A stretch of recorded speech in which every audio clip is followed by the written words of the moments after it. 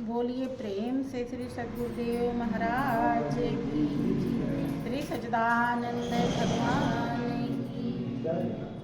बंधो गुरुपद कंज, कृपा सिंधु नररूप हरि।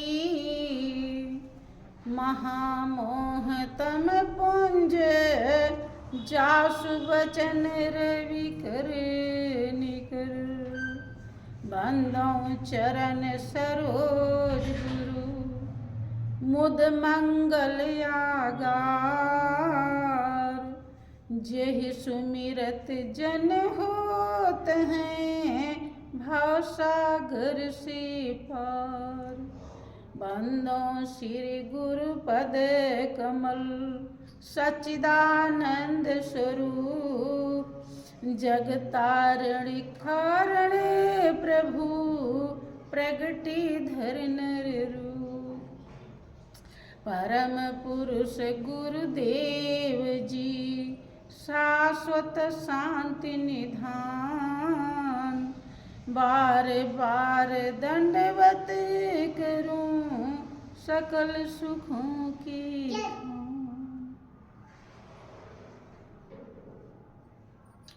बोलिए प्रेम से श्री सद्गुरुदेव महाराज की, श्री सच्चिदानंद भगवान की, वृंदावन बिहारी लाल की।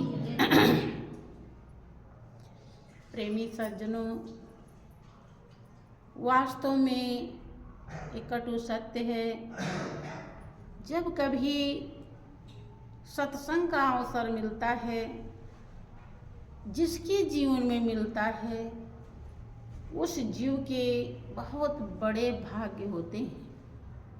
इसमें लेकिन की गुंजाइश नहीं है, वास्तविकता है। क्योंकि महापुरुषों ने अपने अनुभव को व्यक्त करते हुए दर्शाया है कि जिन प्यारों पर जग वालों हो खास इनायत सतगुरु की, उनको ही संदेशा जाता है और वो ही बुलाए जाते हैं। कि दरबार में सच्चे सतगुरु के दुख दर्द मिटाए जाते हैं और दुनिया के सताए लोग यहाँ सीने से लगाए जाते हैं।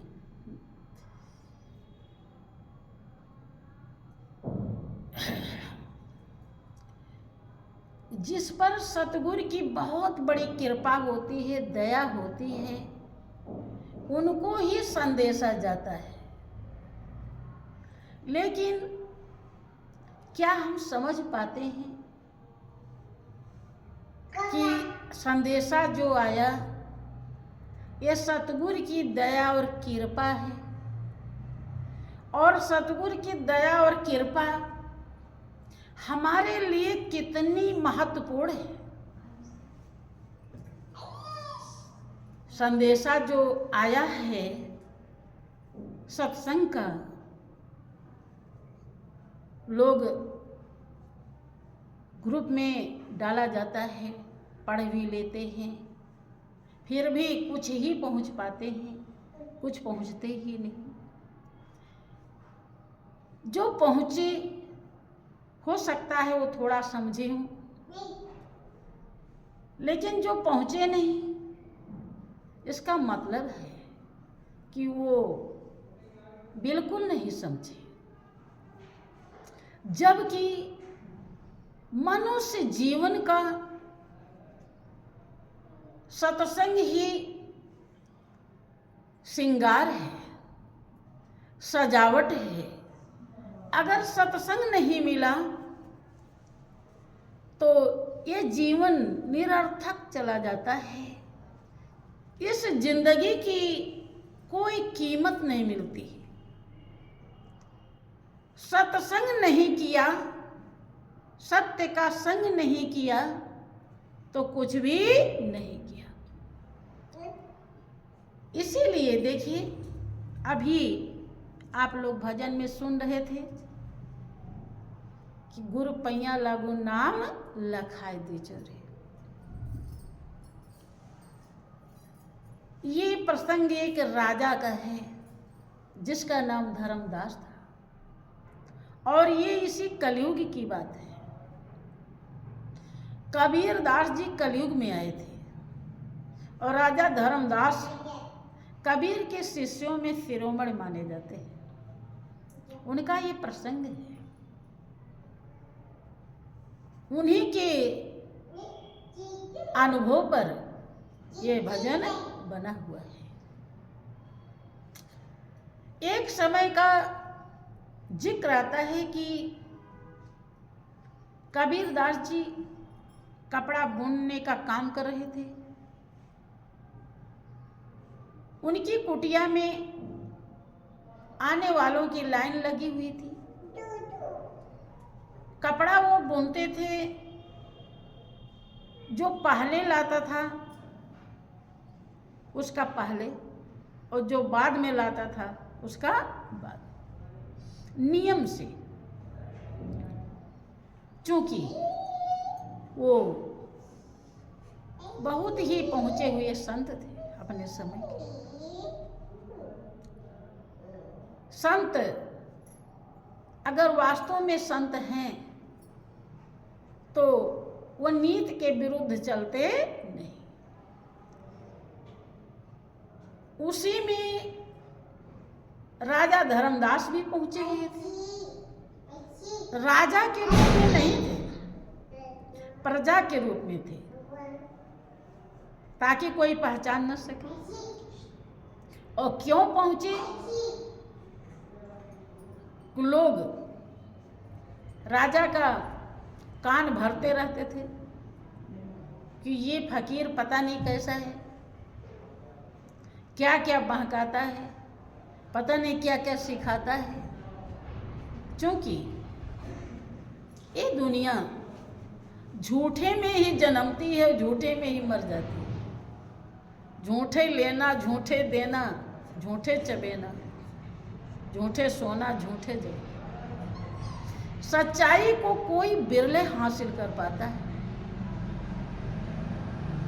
जो विशेष संस्कार लेकर आता है बंधु, इसीलिए सच्चाई को हासिल करने वालों की संख्या अंगुलियों पर गिनी जाती है, जबकि वो हर पल हर क्षण सत्य में जी रहे हैं और उनके प्रति राजा को लेकर लोग भड़का रहे।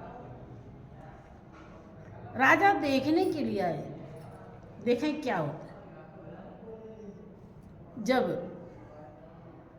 बैठे हुए थे सबके साथ में, उन्हें तो कपड़ा वपड़ा कुछ बनवाना नहीं था, केवल बहाना था। थोड़ी देर में देखते क्या है कि कबीर दास जी फूट फूट के रोने लगे। लोग एकदम आश्चर्य में पड़ गए कि तो बहुत अच्छे खासे थे, अभी कुछ दिक्कत नहीं थी, आराम से कपड़ा बुनने का काम कर रहे थे, इन्हें क्या हो गया, ये क्यों रो रहे हैं? सब पूछने लगे कि महाराज जल्दी बताइए, आपको क्या दिक्कत है, हम आपकी समस्या को हल करेंगे। कबीर दास जी रोते हुए कहते हैं कि नहीं, आप लोग हमारी समस्या को हल नहीं कर पाएंगे। तब उसी में जो छुपे हुए राजा साहब बैठे हुए थे वो बोल पड़ते, उनसे नहीं रहा जाता। उन्होंने कहा कि आप अपनी समस्या को बताइए, ये लोग नहीं हल कर सकते हैं, लेकिन मैं आपकी समस्या को जरूर दूर करूंगा, क्योंकि मैं इस राज्य का राजा। परिचय दिया अपना। कबीर ने कहा कि चाहे कोई राजा हो या प्रजा हो, मेरी समस्या को कोई भी दूर नहीं कर सकता। कि आपकी समस्या है क्या? कि मेरी जो समस्या है वो ये है कि मेरा एक श्वास प्रभु के नाम के बिना खाली चला गया। अब उसका जो नुकसान हुआ है, अब उसकी भरपाई कैसे होगी?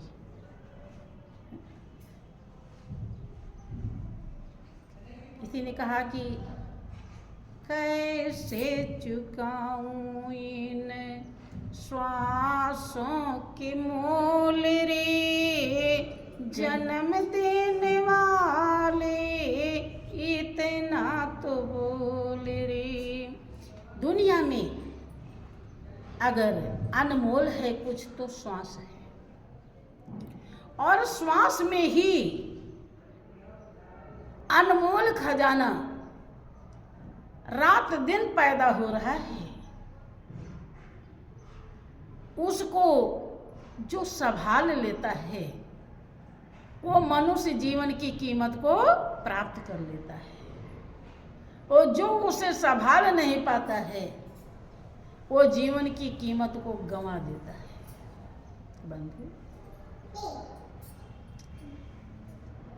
राजा साहब कहने लगे कि एक श्वास प्रभु के नाम के बिना चला गया तो इसे ऐसा क्या हर्ज है? चला गया तो चला गया, क्या दिक्कत है? क्योंकि जो जितना समझता है उतने ही अनुभव कर पाता है।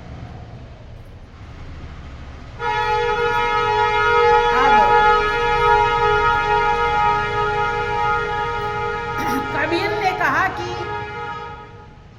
इतना बड़ा नुकसान हो गया हमारा, और आप कह रहे हैं कि कोई दिक्कत ही नहीं। कि क्या नुकसान हुआ?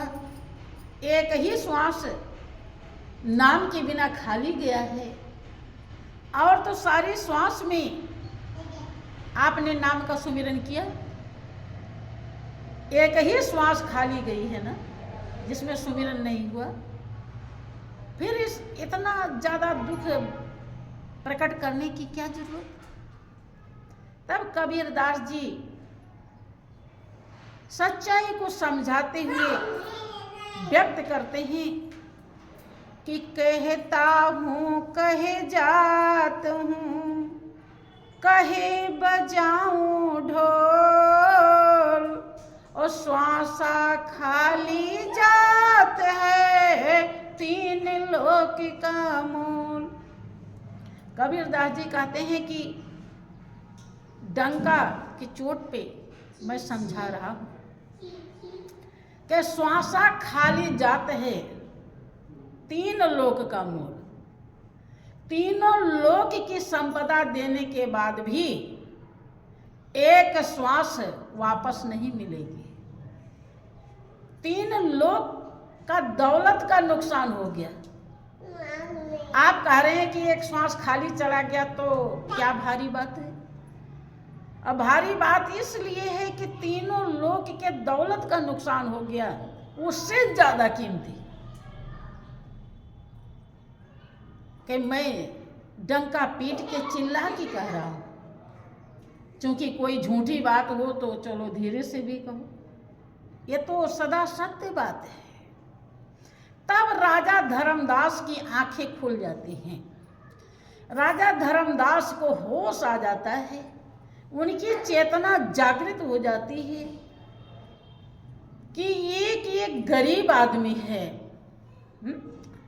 उसकी एक झोपड़ी है और जुलाहे का काम करता है, कपड़ा बुन करके अपना भरण पोषण कर रहा है। मालिक ने इसे भी इस दुनिया में भेजा है और हमें भी इस दुनिया में भेजा है। हमें राजा बना के भेजा। राजपाट, सेना, फौज, रानियां, नौकर, चाकर, सिपाही की कमी नहीं है। खजाने से भरा भंडार है, रत्नड़ी सिंहासन है। हमें सब कुछ दिया और आज तक हमने श्वास में नाम लिया ही। भगवान का श्वास में कौन सा नाम चल रहा है? जिसकी कीमत तीनों लोक के दौलत से बढ़कर है, आज तक हम उस नाम को जानते। हम तो कितने नालायक हैं, यह कितना वफादार है मालिक का, और हम कितने ज़्यादा नादान हैं, कमज़ोर हैं, अबोध हैं, जो इस सच्चाई को जाने ही। राजा धर्मदास प्रण कर लेते हैं, वहीं पर मन ही मन दृढ़ संकल्प करते हैं कि हम भी उस मालिक के वफादार बनेंगे और उस नाम को जानेंगे जिस नाम के द्वारा पूरा संसार चल रहा है, जिसको ये फकीर निरंतर सुमिरन करता है। कभी वो नाम श्वास में आना जाना बंद नहीं करता, हर पल हर क्षण चल रहा है, यहाँ तक कि सोते समय भी, जागृत में तो चल ही रहा, सोते समय भी चल ही, 24 घंटे। अब उसके लिए राजा धर्मदास दूसरे दिन आ जाते हैं और कबीर की झोपड़ी में आते हैं और प्रणाम करते हैं। प्रणाम करने के बाद ज्ञान के लिए प्रार्थना करते हैं कि महाराज हमको उस नाम का ज्ञान करा दीजिए जो नाम तीनों लोक के दौलत से बढ़कर है।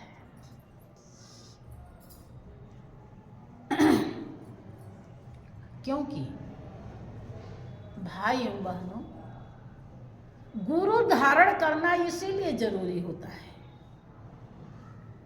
वैसे तो कोई ना कोई नाम हर कोई जानता है। आप राम राम भी जानते हैं, राधे श्याम भी जानते हैं, ओम नमः शिवाय भी जानते हैं, ओम भगवते नमः भी जानते हैं, और जय माता दी, माँ के भी कई तरह के नाम जानते हैं।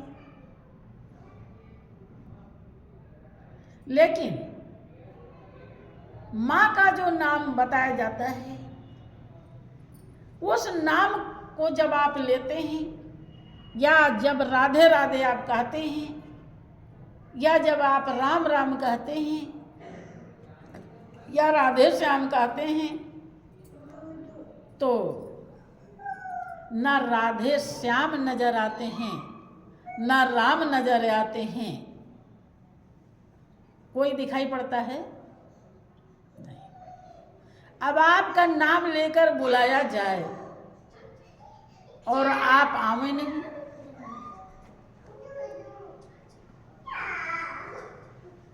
क्या ऐसा मुमकिन है? आपका नाम लेकर जब बुलाया जाता है तो आप आ जाते हैं, आ जाते हैं। लेकिन भगवान का नाम लेकर बुलाया जाता है, भगवान नहीं आते। क्या कारण है? जबकि आप इतिहास सुनते हैं, धार्मिक ग्रंथ ऐसा दर्शाते हैं कि द्रौपदी ने बुलाया तो भगवान नंगे पांव दौड़ के आए।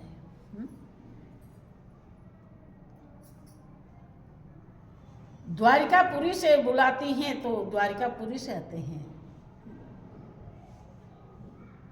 राधा दौड़ी रुक्मिणी दौड़ी दौड़ी गरुड़ सवारी, राधा दौड़ी रुक्मिणी दौड़ी दौड़ी गरुड़ सवारी।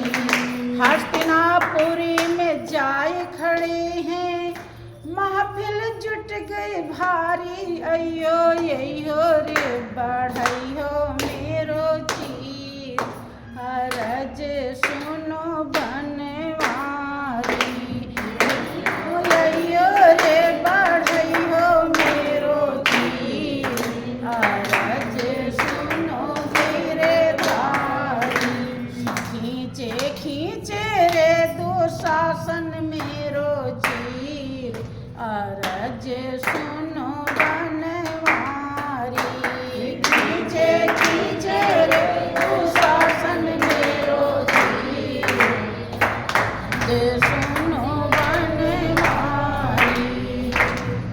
कि वह दिन याद करो मनमोहन अगली कटी तुम्हारी, वह दिन याद करो मनमोहन अगली कटी तुम्हारी। मैंने तुमको हृदय लगाया फाड़ी आधी साड़ी, मैंने तुमको हृदय लगाया फाड़ी आधी साड़ी। अयो अयो रे बढ़ई हो मेरो चीर, अरज सुनो बनवारी। अयो अयो रे बढ़ई हो मेरो चीर, अरज सुनो गिरधारी। द्रौपदी की लाज लूटने लगी तो बुलाती हैं भगवान, नंगी पांव दौड़ के आते हैं और राधा रुक्मिणी सब दौड़ते हैं। लेकिन लोग बुलाते हैं तो जूता पहन के भी नहीं आते। कारण द्रौपदी को सुपच ऋषि द्वारा वो नाम मिला था जिस नाम से नामी नजर आ जाता है। गुरु जो नाम प्रदान करते हैं उस नाम का जब हम इस्तेमाल सही से करते हैं तब नामी हमें दीदार दे देता है। मालिक के स्वरूप का हमें अनुभव हो जाता है, दर्शन हो जाता है, परिचय हो जाता है। और जितने भी नाम हैं उस नाम से अनुभव नहीं होता, दीदार। इसीलिए बिना गुरु के कल्याण होता नहीं। तुलसीदास जी ने भी लिखा है कि देखहि रूप नाम याधीना, रूप ज्ञान नहीं नाम बिहीना। प्रभु का रूप नाम के अधीन है। तुलसीदास जी अपना अनुभव बताते हैं। वो कौन सा नाम है जिसके अधीन बस में नाम है? उसको हिंदू लोग, हिंदू के धार्मिक ग्रंथ में, रामायण में उसे पावन नाम कहा जाता है। पावन माने पवित्र है। परमात्मा पवित्र है, निर्दोष है, निर्विकार है, निर्लिप्त है, तो उसका नाम भी निर्दोष, निर्लिप्त, निर्विकार, निष्पाप है। उसी का सुमिरन किया रामायण दावा करती है। सुमिर पावन सुत पावन नाम, अपने बस करी राखे राम। हनुमान जी जिक्र आता है कि नाम की महिमा देखना चाह रहे थे नारद जी। कहानी बड़ी है, थोड़े ऐसे हम सुना देते हैं। बड़ा उन्होंने प्लानिंग बनाया। अब भगवान राम भी हनुमान जी से नाराज हो जाते हैं, लेकिन वो दरवाजे पर बैठ जाते हैं, नाम का चिंतन करने लगते हैं। अंदर जिसको छुपा रखे थे उनको बाण मारना चाह रहे थे भगवान राम, लेकिन हनुमान ने कहा पहले आप हमारे ऊपर बाण चलाइए, हमने वचन दिया है कि हम उसकी रक्षा करेंगे। अब हनुमान जी नाम का चिंतन करने लगे दरवाजे पर बैठकर, और भगवान राम बाण चला। बाण हनुमान जी को नमस्कार करके लौट आते। अंत में बाण असफल हो जाते हैं। उसी समय की चौपाई, सुमिर पवन सुत पावन नामू और अपने बस कर राखे। उस पावन नाम का सही में चिंतन करने वाला, सिद्ध कर लेने वाला काल को बस में कर लेता है। अर्थात उसे लेने के लिए काल नहीं, दया लाते हैं। इसीलिए उस नाम की जरूरत है। वो नाम बिना सतगुरु शरण में गए मिलता नहीं। राजा धर्मदास जब प्रार्थना करते हैं कि हमको वो नाम दर्शा दीजिए महाराज जी, तो कबीरदास जी कहते हैं कि पहले उस लायक बनिए। कि उस लायक बनने के लिए क्या करना है? कि सेवा करना है। क्योंकि बिना सेवक के सेवक बनता